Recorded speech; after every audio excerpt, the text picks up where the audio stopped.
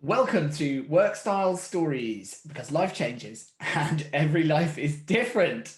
Thank you, Amelie, for joining me in that. I think you're probably the first person who has. We're joined by Amelie this week, and we're going to talk about adapting to life in a new country, about coming back to work after maternity, and building up your kind of confidence and your professional identity at the same time. But before we do all of that, Amelie, very quickly, would you mind just telling everybody who you are, where you are, and what you do? Yeah, I'm Amelie. I'm French. Moved to London when I was 23, and then 3-4 years ago we moved to Denmark. And I have 2 kids. Brilliant. And a husband. Yeah, and now in Denmark. And are you in Copenhagen? Yeah, very close. It's Kastrup, but it is Copenhagen. Yeah. Okay. I had my stag do in Copenhagen. From what I can remember, it's a very beautiful city. It is. And very friendly locals. But we won't go into that.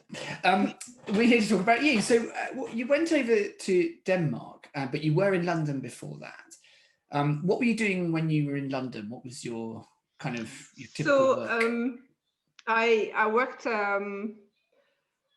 I started as a project manager, office manager, and then went on to work for the Olympics, and then cool. After my second child, worked for a telecoms in HR project management. So mainly project management operations.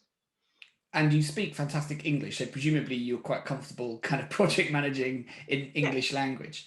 Yeah, and when I was working for the telecom, I was also doing it in Spanish, which was great. So yeah. Wow. Yeah. Fantastic. So what changed and why did you go to Denmark? So I wanted to change scenery a bit, and that's something I had mentioned before. And then I was like actually fine in London, but then we just moved to Copenhagen. My husband got a job and said, well, okay, I couldn't be the one saying, no, we're not going to Copenhagen. Why? So we just went for it. I couldn't be the one not going and trying it out. So we ended up in Denmark, for my husband's work. So the two of you and your 2 children all packed up your stuff and went over to Denmark. Yep. And I said, okay, maybe it's the opportunity to just spend some time, make sure they're okay, because we chose to put them in a Danish school, not an international school. So they went into specific class for foreigners, and in 6 months they knew the language and then moved into a normal school. But I wanted to be there home. And I guess maybe I wanted to take a break a bit as well and just see how things went. Yeah, I mean, that must have been a massive adjustment for them and for you, getting used to a kind of whole new environment and yet another language, presumably. So you took some time to do that, and during that time you weren't working? No, no. And then kind of how's that evolved? So then presumably at some point, did you decide, okay, I want to get back and doing some work, and what was the reason for that? What did you want to get from it? Yeah, I think I said, okay, I'm not going to work. I'm going to study Danish. I took on a course as well, a social media course. So I get busy. But I think I felt that I needed to get a professional identity again, so that I did enjoy when I was working. It's also a nice break from the kids. To go to work. Yes, and, a mental break. And be part of something. And I like helping companies, on projects. So I think I needed to meet new people and do something, because I've never woken up not wanting to go to work or do my work. So so not many jobs in Denmark for English-speaking project managers, or what's the landscape like? How did you find it? Yeah, when I started searching for work, project management in English, I didn't really come across any. There might be more now, but I actually, I think I had a lot of requirements, and maybe unconsciously I put those requirements so that I wouldn't work again or something. But I wanted something close by. Yeah, I wanted something close by. I wanted something flexible. because I had a really good deal in London when I was working, and I was trying to replicate that. Yeah, trying to replicate that makes sense. Yeah, and then I came across Huxley, which was like, oh well, maybe I can actually do what I want to do, and not compromise on the actual work I do. Yeah. I don't have to go and work in a restaurant. Yeah, so working remotely then specifically is the thing that Yeah. enables you to tap into probably more English-speaking work from wherever you are. So yeah, that's interesting. So you could go anywhere and you take it with you.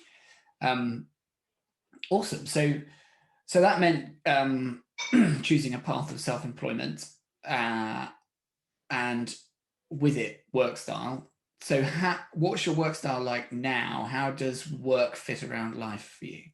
So right now the kids go to school from 8 to 1 or 2 or 3, depending on the days. Okay. Yeah. So that's where I try to get my work done, but I actually want less than that in a day.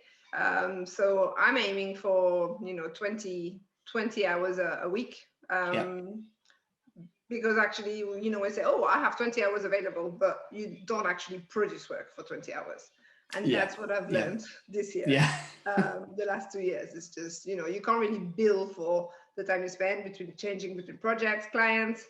So that's a big learning for me, that how to manage your time and to be able to do it. So when you're not working, just time with the family, anything particular that Denmark has to offer for you? Yeah, so I also discovered that there was a lot of people coming to Denmark and not having any friends at all, because Danes are lovely, but you've got to work. What saved us is going to a basketball club, and that became great. That was a constant for the kids, and for us, we met a lot of people through that. But realizing that, I created a community, a little community, Instagram, Facebook, we organize meetup, and we do cleanups, we do pub meetups, we used to, walks, co-working as well. I've started co-working as well. So that's basketball, and just actually enjoying the little things that in life that you sometimes, you want to do so many things, but the little things are the good things. Cooking, having fun. Yeah. Excellent. It sounds amazing. It sounds very rewarding and well balanced. Can you ever imagine yourself going back to a traditional job? I don't know.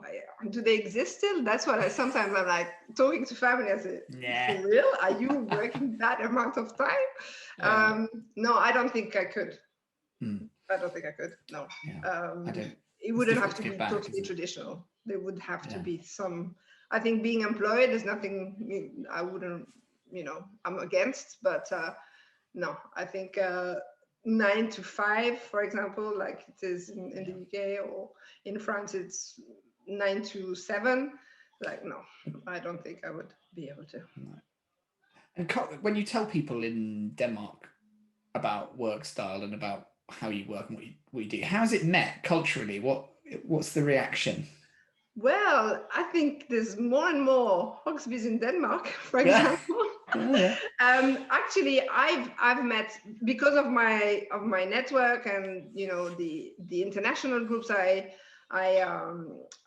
been part of. They think it's great.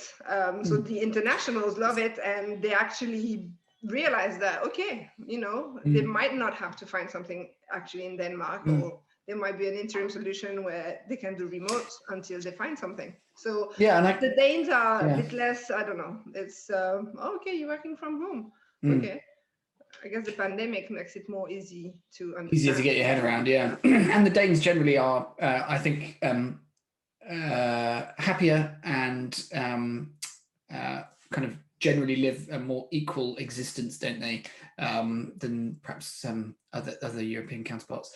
Exactly. I don't think they have that need for part-time, because it's totally okay to have a family when you work in Denmark. You don't have to hide you have a kid, and I think that you feel like that sometimes. No, I couldn't agree more. Context. Good stuff, Amelie. Thank you so much. You can tell I was trying to wrap up, but I know. much appreciated. We've been Workstyle Stories. Thank you, Amelie. We'll see you next time. You're welcome.